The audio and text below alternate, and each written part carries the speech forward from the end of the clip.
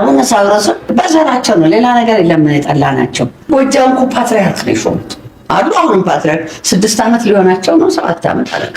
አቡነ ሳዊሮስ ከልጅነት አውቃቸዋለሁ። ጵጵስና እንኳን ለመውሰድ ሲሸሹ ነበር። እኔ ገና ነኝ አይገባኝም ብያለሁ።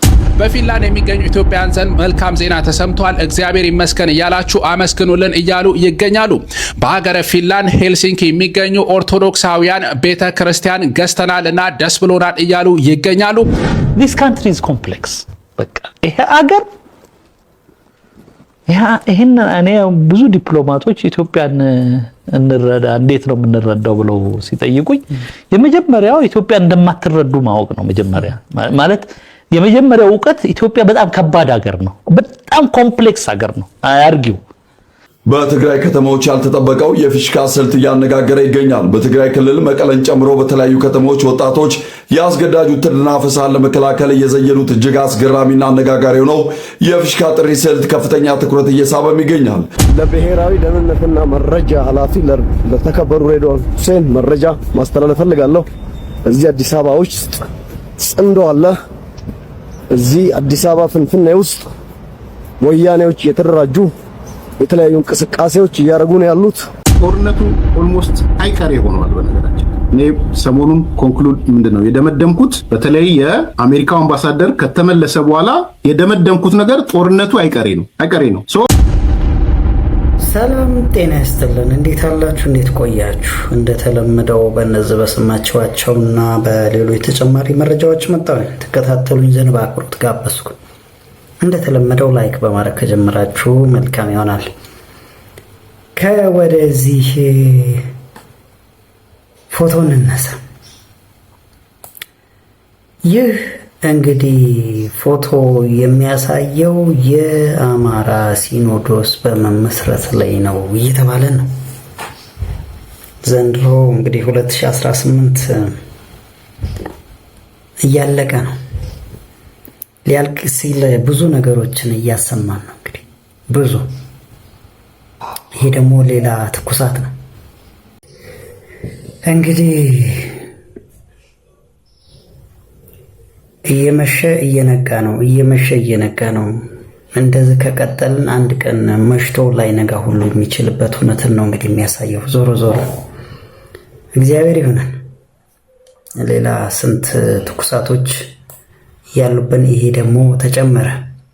በገንዘብ ሰው የምትሸጡ፣ በገንዘብ ድሃ የምታስለቅሱ፣ ሰው ሽጣችሁ ሀብት የምታከማችሁ፣ በሰው ደም ቤት የምትሰሩ ሁሉ በመምህር አምላክ ከእንጀራ እግዚአብሔር ይቀድማል። እግዚአብሔርን እዩት። ይሄ እንጀራ እንቆ ይገላችኋል። ካልሆነም ወይ ሀድጉ ለባይድ ብዕሎሙ ለማያውቁት ገንዘባቸውን ያጠራቅማሉ እንዳለ የሌባን ገንዘብ ሌባ ይበላዋል፣ የአመፀኛን ገንዘብ አመፀኛ ይበላዋል። በአመፅ ብታጠራቅሙት አመፀኛ ይወርሳችኋል። እናንተ ግን ከለፋችሁበት አንዳች አትቀምሱም። አንተ ሰነፍ በዚህች ሌሊት ነፍስን ከስጋው ለይቶ ይወስደዋል ብሎ እንደተናገረ ከእንጀራ እግዚአብሔር ይቀድማል። እግዚአብሔር ቃለ ሕይወት ያሰማል። ለአባታችን መቼም መጽናኛ ቃላት ያው ሁሌም ይቸሩናል። እንግዲህ አባታችን ረጅም እድሜና ጤና ይስጥልን። ልክ ነው። በሰው ገንዘብ የሚኖር ምናልባት የሰው እንባም የሚኖር በሰው ደምም የሚኖር አንድ ቀን ዋጋውን ያገኛል። እኔ 10 ዓመት እኮ አይሞላም፣ 10 ዓመት እኮ አትሞላም የሚኖሩባት በልተው እና ዞሮ እንግዲህ በእውነት እና በሐቅ ስለ እውነትም ብንኖር መልካም ነው።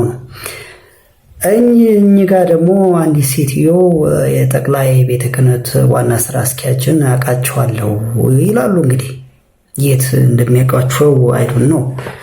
እናም ሊመሰገኑ ሊወደሱ ይገባል እንጂ በምንም ነገር ፍጹም ናቸው እያሉን ነው።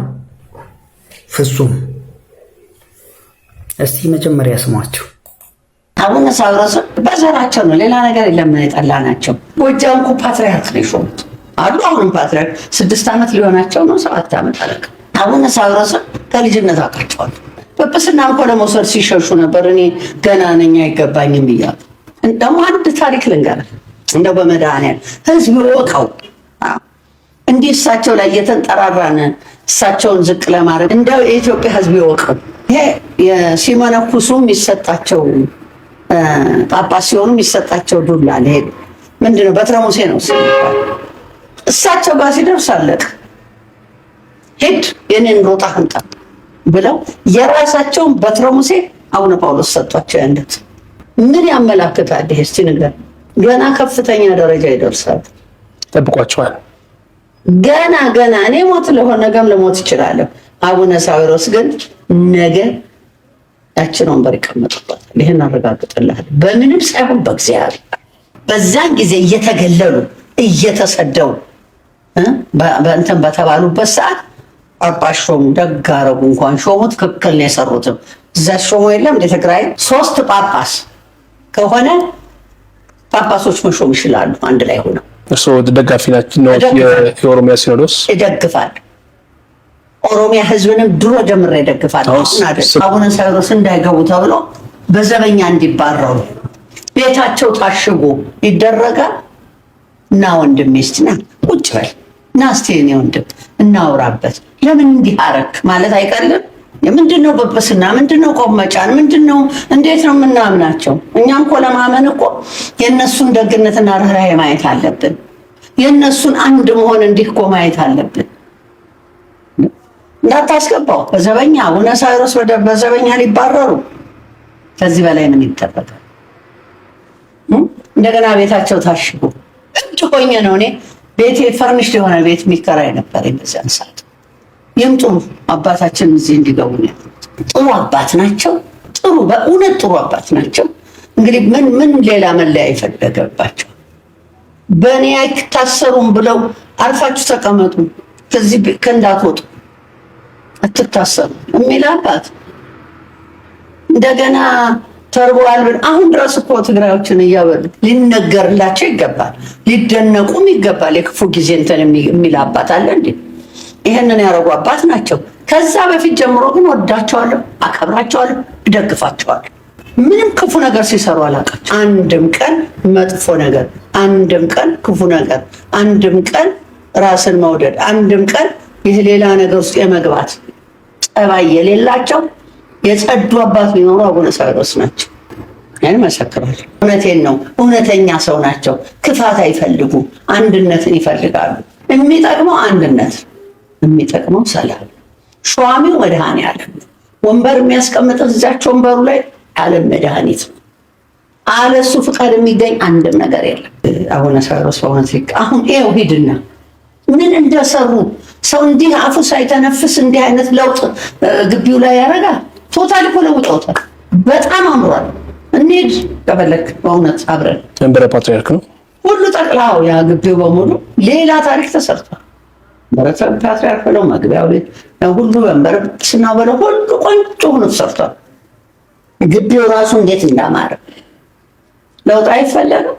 ሰሩ እግዚአብሔር ይስጣቸው። አሁንም ስማቸውን ነው የተካሉት፣ ግን ተፈጥሯቸው ያ ስለሆነ ከነገር ሰላም የሚወዱ ከመጣላት ፍቅር የሚወዱ ከመቀመጥ ስራ የሚወዱ የተረጋጉ ፈሪሃ እግዚአብሔር ያላቸው አንገታቸውን የደፉ እውነት እንዳይመስል ብትሰድባቸው ሳቅ ብለው የሚያልፉ ምንም ሳታደርግላቸው ለአንተ የሚጸልዩ እግዚአብሔር ይስጠው የሚሉ ለእግዚአብሔር እግዚአብሔርን የሚያምኑ እውነተኛ ጳጳስ ደግ አባት ቢኖሩ ብፁዕ አቡነ ሳዊሮስ ናቸው።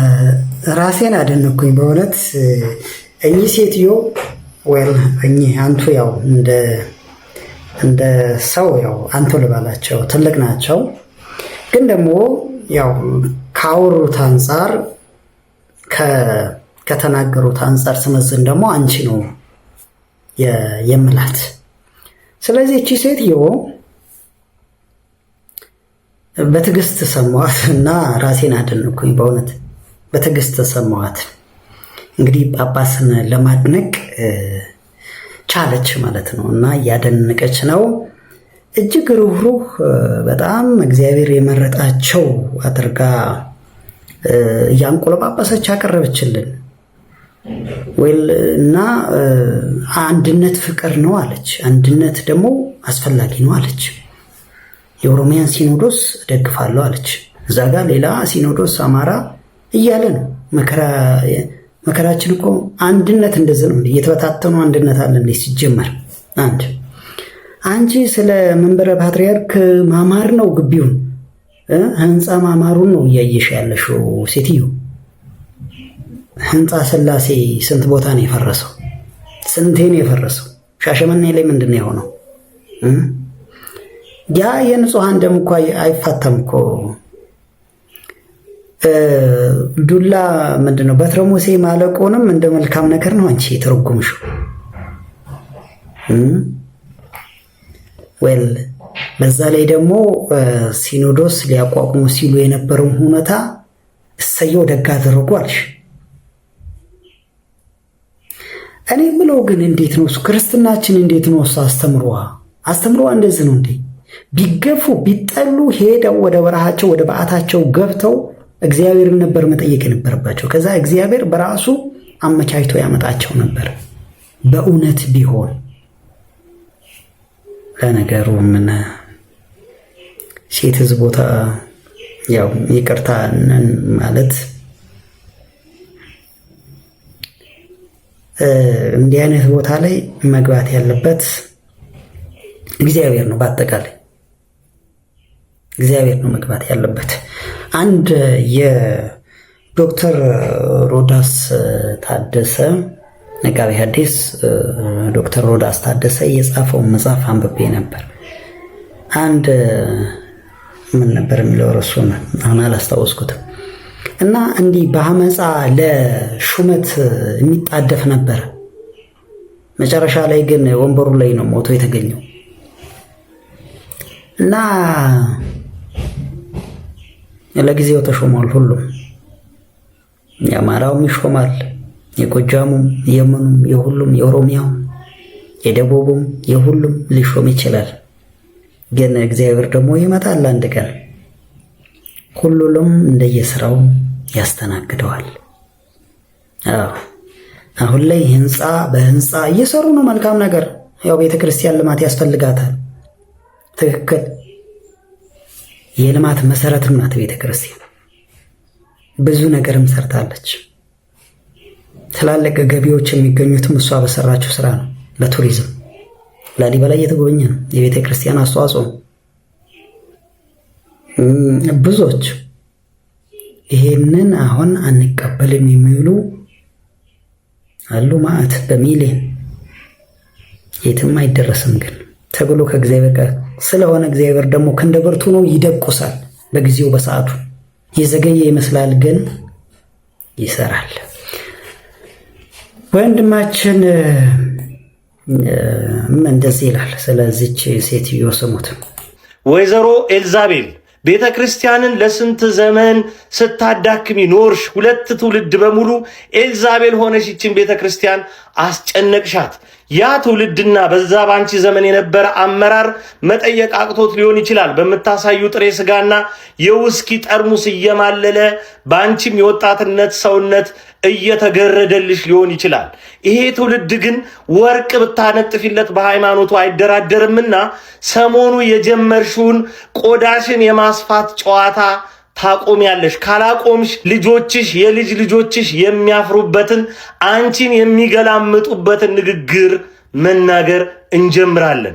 ዳግም ሚዲያ ላይ ወጥተሽ የቤተ ክርስቲያንን ክብር የገዳዮችን ልዕልና ትመሰክሪ እንደሆነ ቃል ለምድር ለሰማይ ተኝተሽ አታድሪም። ይሄ የመጨረሻ መልእክቴ ነው። ኦርቶዶክስ ትቀጥላለች፣ ክፉዎቿ ግን እረክፈው ያልቃሉ።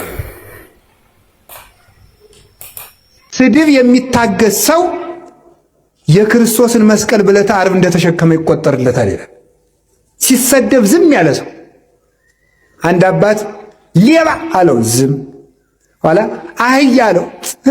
የአህያን ያህል ማድረግ አህያ ጌታዋን በሆሳይና ተሸክማ ያመሰገነች። ውይ እኔ አህያ ያህል እኔ ዲያብሎስን ተሸክሜ የምኖር ሰው። ድንጋይ አለው፣ የድንጋይ ያህል ማይረግ ድንጋይ ቤተ ክርስቲያን ታንጾበት ሰው ሲያጸድቅ የሚሆን የቤት መሰረት የሚሆን የክርስቶስና የጴጥሮስ ምሳሌ አንተን ምን እላለሁ ብሎ ጥሎተት ስድብ አጥቶ ማለት ነው። እስቲ ወደ ፊንላንድ ደግሞ እንሂድ። አውሮፓ ምዕመናን እንግዲህ ቤተክርስቲያን ገዙ። አውሮፓ ላይ በተለይ አሁን የታዘብኩት ነገር ምንድነው እሱ ክርስትና እየተመለሰ ነው። ላይክ ሪቫይቨል ኦፍ ዘ ኦርቶዶክስ ሪሊጅን እንደዛ አይነት ነገር ነው ይመስለኝና እንግዲህ እቺ ኦርቶዶክስ እና አማርኛ እየተሰደዱ ናቸው መሰለኝ ወደ ውጪ እና ያው ይሄ መልካም ዜና ነው መቼም። በፊንላንድ የሚገኙ ኢትዮጵያውያን ዘንድ መልካም ዜና ተሰምቷል። እግዚአብሔር ይመስገን እያላችሁ አመስግኑልን እያሉ ይገኛሉ። በሀገረ ፊንላንድ ሄልሲንኪ የሚገኙ ኦርቶዶክሳውያን ቤተ ክርስቲያን ገዝተናል እና ደስ ብሎናል እያሉ ይገኛሉ። እግዚአብሔርን አመስግኑ። በሀገር ውስጥ መከራ እየደረሰባት ያለችው ቤተ ክርስቲያናችን በውጭው ዓለም እያበበች ትገኛለች። ኦርቶዶክሳውያኑ በአንድነት በመሆን ነው ደሞዛቸውን እንደዚሁ የቁርሳቸውን በየወሩ በማዋጣት በትጋትና በህብረት በአንድነት በመሆንም ቤተ ክርስቲያን መግዛታቸውን የገለጹት ሄልሲንኪ ደብረ አሚን አቡነ ተክለ ሃይማኖት ቤተ ክርስቲያን ለ10 ዓመታት ያህል ጉዞ ሲደረግበት የነበረውን የቤተ ክርስቲያን ግዢ ቁጥር 2000 የማይሆኑ ኦርቶዶክሳውያን የሚገኙ ቢሆንም ነገር ግን በአንድነትና በመተባበር በዓላማ ጽናትም መንፈሳዊ ስራቸውን ያከናወኑት ቤተ ክርስቲያን የገዙትን እጅግ የሚደነቅ ስራ ነው። እንኳን ደስ አላችሁ እንላለን። እንደዚሁ አብረን የምርቃቱን እንድናከብር እንጠራቸዋለን። ጠብቁ እያሉ ይገኛሉ። እግዚአብሔር ይመስገን። በርቱ። ያው እንግዲህ ወደ ውጪ ወጣ ሲሉ መችምች ቤት ትናፍቃለች። እዛ ሰብሰብ ያሉ ኦርቶዶክሶች ቤተክርስቲያን ገዝተዋል። እንኳን ደስ ያላችሁ። እስቲ ደግሞ ወደ ሌላ ጉዳይ እንግባ። እቺ ሀገር እጅግ ኮምፕሌክስ ናት ይለናል አንድ ሚዲያ ላይ ቀርቦ። ከምን አንፃር ነው እንደዛ ያላት? እስቲ እንስማው። ኢትዮጵያን አንድ ሰው ሲተነትን ከአንድ ነገር ቢጀመር ደስ ይለኛል። This country is complex. በቃ ይሄ አገር ይሄን እኔ ብዙ ዲፕሎማቶች ኢትዮጵያን እንረዳ እንዴት ነው የምንረዳው ብለው ሲጠይቁኝ የመጀመሪያው ኢትዮጵያ እንደማትረዱ ማወቅ ነው። መጀመሪያ ማለት የመጀመሪያው ዕውቀት ኢትዮጵያ በጣም ከባድ ሀገር ነው። በጣም ኮምፕሌክስ ሀገር ነው። አያርጊው። ይሄን ሀገር ከሀምብልነስ መጀመሪያ ያስፈልጋል።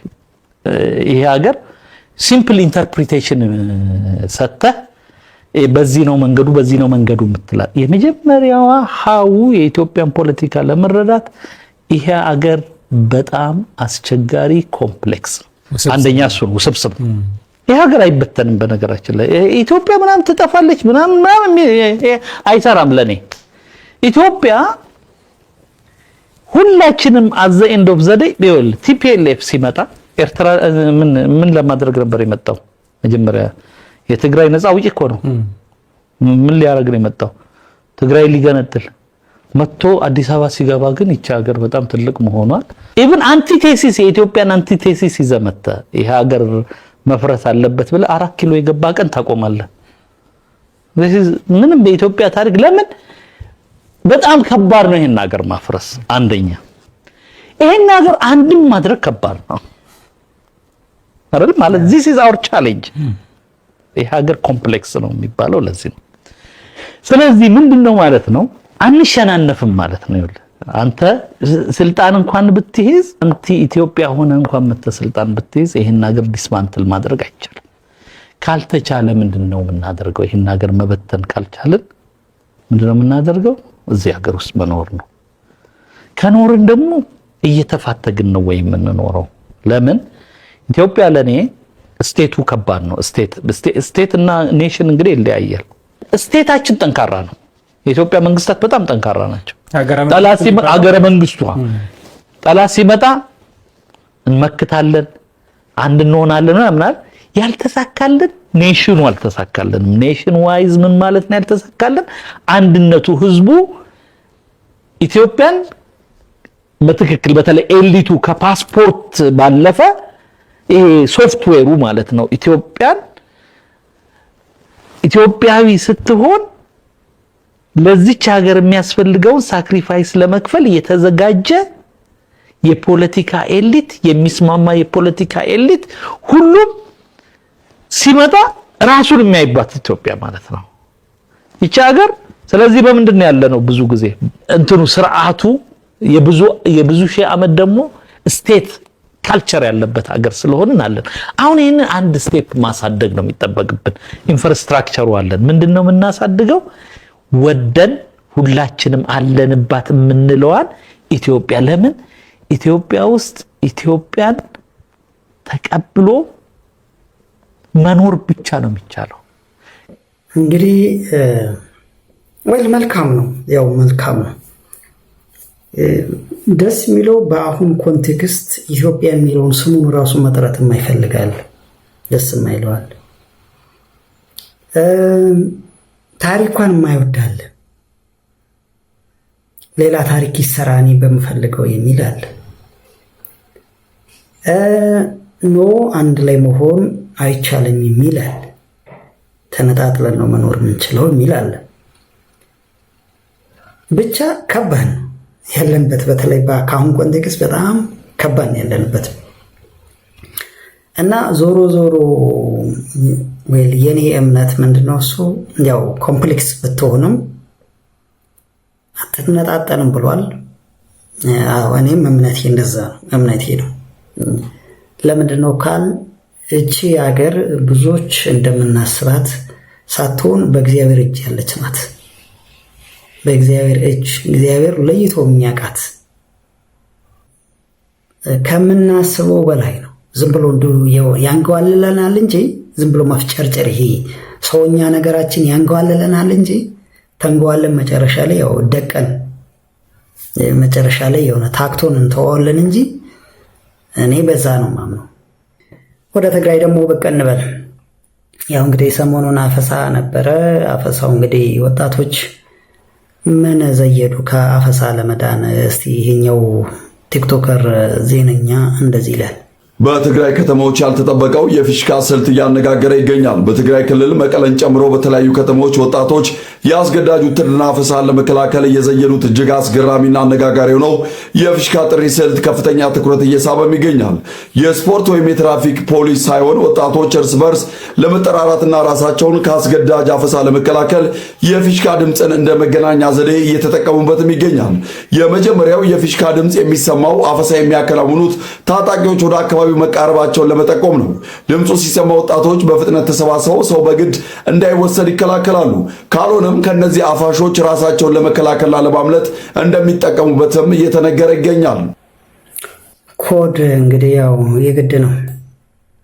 ኮድ መነጋገር ያው እንግዲህ በተለይ ትላንትና ደግሞ ሀገረ ሰላም አካባቢ ላይ ትንሽ አንዳንድ ቪዲዮዎች ከዛ የወጡ ቪዲዮዎች ሳይ በጣም ይደብራሉ። ብቻ ጥሩ ያልሆነ ነገር ነው። እኔ አይዶን ነው እንግዲህ እንደ ሰው ስናየው በግድ ልክ ምንድነው በደርግ ሰዓት የነበረው አይነት አፈሳ ያው አፈሳ በርግጥ ሁሉም ያለ ይመስለኛልና ግን ዞሮ ወጣቶች ይህንን ለመዳን እንግዲህ ያው የተጠቀሙበት መላ ነው። ወደ እዚህኛው እንግባ እስቲ። ይህ ሰው ባለፈው እግረኛው ሚዲያ ላይ ቀርቦ እንግዲህ ስላለው በአጠቃላይ አመለካከት ተጠይቆ ያው ብዙዎች መነጋገሪያ ያድርገውት ነበረ። ዛሬ ላይ ደግሞ ጽምዶ የሚባል አዲስ አበባ ውስጥ አለ እና ጥንቃቄ ይደረግ እያለ መረጃ ለብሔራዊ ደህንነት እየሰጠ ነው እንግዲህ እና እንዴት ነው ነገሩ ነው? እስቲ ስሙት። ለማንኛቸውም ለብሔራዊ ደህንነትና መረጃ ኃላፊ ለተከበሩ ሬድዋን ሁሴን መረጃ ማስተላለፍ ፈልጋለሁ። እዚህ አዲስ አበባ ውስጥ ጽምዶ አለ። እዚህ አዲስ አበባ ፍንፍኔ ውስጥ ወያኔዎች የተደራጁ የተለያዩ እንቅስቃሴዎች እያደረጉ ነው ያሉት። እንዲሁም ወያኔን የሚደግፉ ባለሀብቶች እዚህ ፍንፍኔ አዲስ አበባ ውስጥ አሉ። መረጃ መስጠት ካስፈለገ በቂ መረጃ ከማስረጃ ጋር መስጠት ይቻላል። ስለዚህ እንቅስቃሴያቸው በትኩረት ክትትል እንዲደረግበት እርምጃ እንዲወሰድ ለማሳሰብ እወዳለሁኝ። ታሞ ከመማቀቅ አስቀድሞ መጠንቀቅ። ከዚህ በፊት የኢንሳ ኃላፊ የነበረው ዶክተር ሹመቴን ከፕሮፌሰር ፍቅሬ ቶሎሳ ጅግሳ ጋር በመሆን ወያኔ በሰሜኑ ሀገራችን ክፍል ጦርነት ከመክፈታቸው በፊት መረጃ ለአንድና ለሁለት ሰዓት ያህል ከፕሮፌሰር ፍቅሬ ቶሎሳ ጋር ሆነን ሰጥተን ነበር። እርምጃ ባለመወሰዱ ጥፋት መጥቷል። ኣብ አዲስ አበባ ዘለኻ መንእሰይ ኣነ ስጋኣት ኣለኒ ብሓፈሽኡ ማለት እዩ። ምክንያቱ ናይዚኦም ጭካነ ናይዚኦም ውሕለት ንፈልጦ ኢና። ስለዚ ኣብ አዲስ አበባ ዘለኻ መንእሰይ ሕጂ እውን መማረፂኻ ውሰድ ዓድኻ ክትምለሰሉ ሚንስ ተትምለስ ዝሐሸ እዩ ናተይ ምኽሪ ማለት እዩ። ምክንያቱ ትፈልጦም ኢኻ ስራሕቶም ኣነ ማት ጭካኖም ስለ ዝፈልጦ እየ ባይዘወይ ብጣዕሚ እየ ዝፈልጦ። ነዚ ዝረስዓኻ ትግራዋይ ኣለኻ ኸኢለ እውን ይሓስብን ኣነ።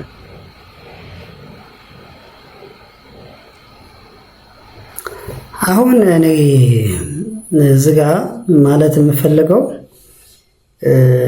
ምንድነው ብሔራዊ የመረጃና ደህንነት እንትን ምን ያህል አንተ አቀበለው አይደለም ካንተ በፊት እኮ የሚደርስ ነው። መናቃ አይሆንም እንትኑን ያንን መስሪያ ቤት የሚሰራውን ስራ መናቃ አይሆንም። እንካችሁ መረጃ ካንተ በፊት ቀድሞ ካልደረሰ ታዲያ እንዴት ማለት እንዴት የደህንነት ቢሮ ሊሆን ይችላል?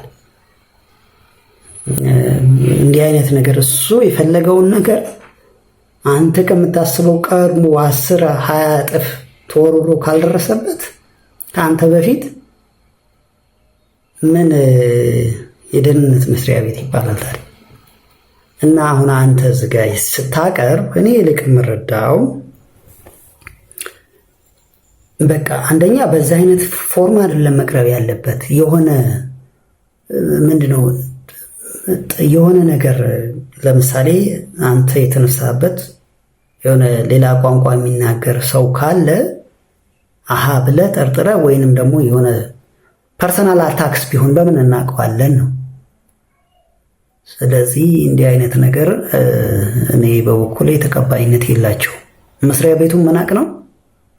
ሁለተኛ ነገር ደግሞ እንደዚህ ፐብሊክሊ አይደለም የሚቀርበው እና ከዚህ አንፃር ወይ እንግዲህ አሁንም ማን ነክታሃል ነው። ይሄንን ካልና አልቀረ ኤርሚያስ ደግሞ ኤርሚያስ ታስታውሱታላችሁ እንግዲህ ያው ጦርነቱ አይቀሬ ነው ይለናል። ጦርነቱ ኦልሞስት አይቀሬ ሆኗል። በነገራችን ላይ እኔ ሰሞኑን ኮንክሉድ ምንድነው የደመደምኩት በተለይ የአሜሪካው አምባሳደር ከተመለሰ በኋላ የደመደምኩት ነገር ጦርነቱ አይቀሬ ነው። ሶ አይቀሬ በሆነው ጦርነት በአይቀሬነት ደረጃ ታስቦ ዝግጅት ማድረግ ያስፈልጋል ብዬ ነው ማለት። እኔ ጦርነት ደጋፊ አይደለሁም። ጦርነት እንዲቀር ነው የምፈልገው። አሁን ግን ቲፒኤልኤፍ የደረሰበት ደረጃ ጦርነቱ አይቀሬ መሆኑን የሚያሳይ ሌቭል ላይ ደርሷል። አይ ቲንክ ማሲንጋም አሜሪካውንትን ያንን እዛ ደረጃ የደረሰ ይመስለኛል። ለስቴት ዲፓርትመንቱ የሚልከው ነገር ያን ነው ብዬ አስባለሁ። በጣም የራሱ ኮንሲኩዌንስ ይኖረዋል። አምባሳደሩን እንደዛ ንቆ አበሻቅጠው ልከውት ወደ አዲስ አበባ ዝም ብሎ ይቀመጣል ማለት አይደለም። ሲምቦሊክ ለመሆንም ይመስለኛል ጎንደር ሄደው ባይ ዘ ዌይ የአሜሪካው አምባሳደር ጎንደር ነው ያለው። ጎንደር ሲሄድም ሲምቦሊክ ነው ብዬ ነው ማምነው። ግድ የለም ፖለቲካው ነው የሚታየኝ እኔ ከኢኮኖሚው ከመልሶ ማቋቋም ምናምኑ በላይ ሶሊዳሪቲ ጎንደር ነው የሄደው ሊያሳይ። ስለዚህ አሜሪካንን ገፍተው የገፉትም ደግሞ ምክንያት ምንም ጥያቄ የለውም የኢሻቢያ የኢሳያስ ትእዛዝ ነው። አሜሪካንን አበሻቅጡ አሏቸው፣ አበሻቀጧቸው።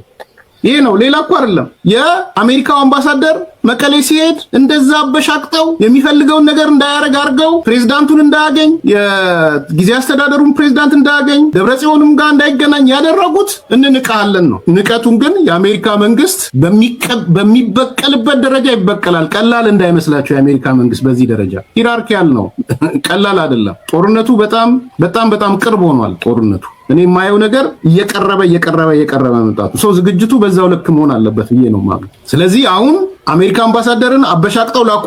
የላኩት በሌላ አይደለም፣ የላኩት ቢኮዝ ኦፍ ኢሳያስ አፈወርቂ ጥምዶ ነው። አበሻቅጡና ላኩ አላቸው። ትእዛዝ ነው የሚፈጽሙት። አሁን ትግራይ ያሉት ትእዛዝ ፈጻሚዎች ናቸው። ስለዚህ አበሻቅጠው ላኩት። አሜሪካ መዋዛ አይደለችም። በጣም እልህኞች ናቸው አሜሪካዎች። በነገራችን ላይ እንግዲህ ጌታ ሆይ አስቀርልን። ጦርነት በልቶናል። ጦርነት በቃ እያደቀቀን ነው።